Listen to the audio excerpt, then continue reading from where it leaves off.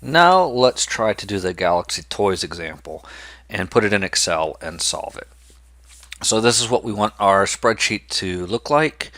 Again, we're going to put the output at the top. Over here is the objective function value. And then here's the objective function subject to these four structural constraints that we had before. So let's go to Excel.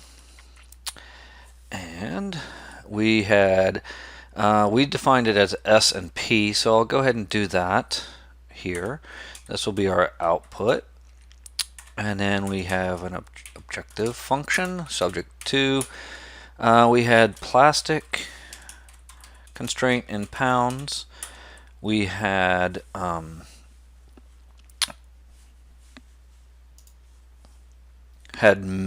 labor, and we define that in minutes because each production or each lot was in minutes before.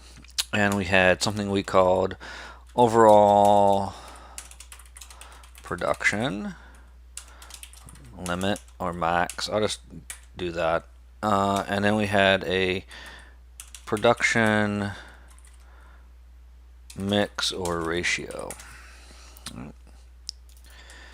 So let's make this a little bit prettier. The objective function values was $8 for space rays, $5 for phasers. Then we had left-hand side, right-hand side. For plastic, we had a total of 1,200 pounds of the compound. We needed to stay under that, so that's a less than or equal to symbol. And each space rays took 2 and 1 for phasers. For labor, we had a total of 40 hours, so I'll do 40 times 60, 2,400 minutes. And each space ray took 3, 4 here for phasers. Overall production, we needed to stay under a total of 800 lots or dozen, and we just do S plus P. And then here it was our production ratio mix. 450 was on that side, and remember we switched stuff around. We had a 1 for S and a minus P, so we put a -1 here,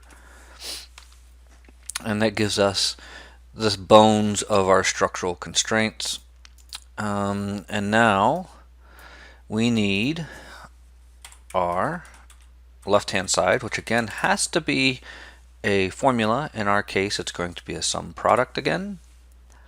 You take the sum product of our output variables, decision variables, along with the coefficients for plastic. And right now it's 0, which shouldn't surprise us because both of these cells are blank. And drag it down. Make sure it's doing what I want it to do. Yes. And then here I'm going to do a sum product to get the objective function value. And use the objective function coefficients. And then I'm going to make it pretty again by picking my blue color I like. And now we also do not need to put the non-negativity in because we have that option to check off when we go to the solver dialog box. So now I go to data, solver, set the objective. I had selected this cell, so it's correct, it's F2. I'm maximizing by changing the variable cells. Again, we have 2 variables, S and P. Subject to constraints, I add it. Remember the cell reference is the left-hand side, it contains the sum products. Because they're all less than or equal to, I can do all 4 at the same time. And then the right-hand side are these numbers. It's okay that I have a formula in here for the 40 times 60. It's gonna be okay. Click OK, and then make unconstrained variables non-negative. That takes care of non-negativity for me. And then choose simplex LP because we're doing a linear program. And then click solve. Yay, we found the solution. All constraints and optimality conditions are satisfied. I'm going to kick out this answer and sensitivity report. All right. So if I look at this, we see we should be making 480 lots of space rays, 200 $5,040. Lots of phasers for a total profit of $5,040.